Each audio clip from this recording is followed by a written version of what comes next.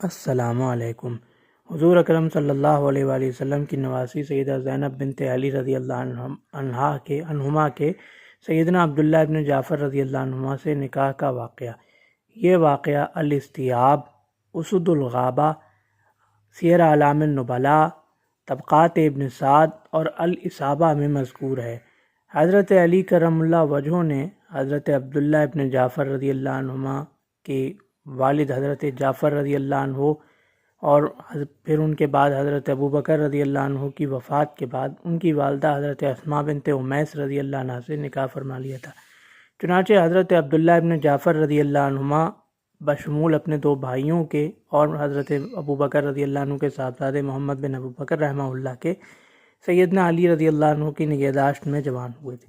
تو جب سیدنا عبداللہ ابن جعفر رضی اللہ عنہ جوان ہوئے تو سیدنا علی کرم اللہ وجہہ نے ارادہ فرمایا کہ وہ اپنے بھتیجے کا نکاح اپنی بڑی صاحبزادی حضرت زینب بنت علی رضی اللہ عنہما، جو زینب کبریٰ کے نام سے بھی مشہور ہیں، ان سے کر دیں۔ چنانچہ حضرت زینب کبریٰ رضی اللہ عنہا کا نکاح سیدنا عبداللہ ابن جعفر رضی اللہ عنہما سے ہو گیا، جو کہ عمر میں ان سے 5 سال بڑے تھے، یعنی حضرت عبداللہ ابن جعفر رضی اللہ عنہما کی پیدائش 1 ہجری میں ہجرت حبشہ کے زمانے میں ہوئی تھی۔ تو حضرت عبداللہ ابن جعفر رضی اللہ عنہما اور حضرت زینب رضی اللہ عنہا کے نکاح کے بعد حضرت عبداللہ ابن جعفر رضی اللہ عنہما سے حضرت زینب رضی اللہ عنہا کی جو اولاد ہوئی، اس میں متفق طور پر کئی صاحبزادے شامل ہیں، جن میں ایک کا نام حضرت علی بن عبداللہ، عون بن عبداللہ، محمد بن عبداللہ، عباس بن عبداللہ، معاویہ بن عبداللہ، اور ایک روایت میں عبید اللہ بن عبداللہ بھی شامل ہیں رحمہ اللہ،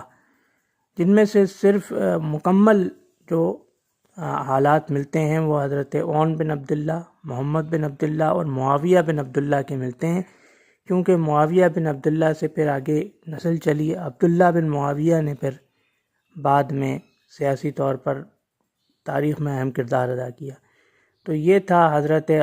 زینب بنت علی رضی اللہ عنہما کے حضرت عبداللہ ابن جعفر رضی اللہ عنہما سے نکاح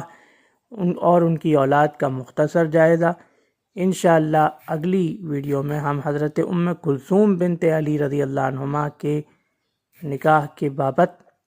آپ کی خوشی گزار کریں گے۔ اللہ حافظ۔